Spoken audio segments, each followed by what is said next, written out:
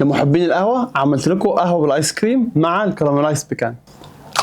في الكريمة شوية واحط القهوة فيها تنفيوز واغطيها بلاستيك كلاب وادخلها التلاجة تبرد خالص. لما تبرد هعمل الكراميلايز بيكان سكر مية، واول ما يغلوا انزل بالبيكان واسيبها تغلي بس كام ثانية معاها، واطفي عليها النار واسيبها تنقع في السيرب لمدة نص ساعة 40 دقيقة.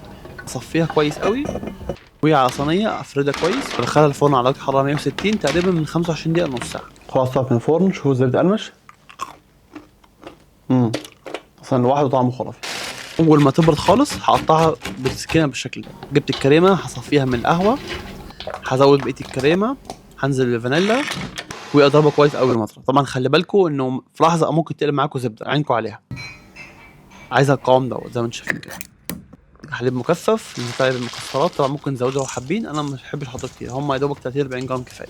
هنزل بالوبين كريم واقلبها بالراحه وبغير ما افضي الهواء. احطها في قالب زي انا بشوط مكسرات فوق الوش، بلاستيك راب بلام السطح، ودخلها في الفريزر على الاقل 6 8 ساعات او لحد ما يتجمدوا.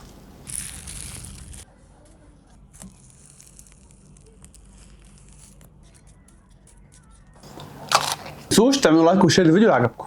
طبعا الصيف داخل والجو حر فمحتاجين ايس كريم، فانا قررت لحد اخر الصيف هشارك معاكم وصفات ايس كريم مختلفه وجديده. واكتبوا لي في الكومنتات لو حابين اعمل لكم حاجه معينه.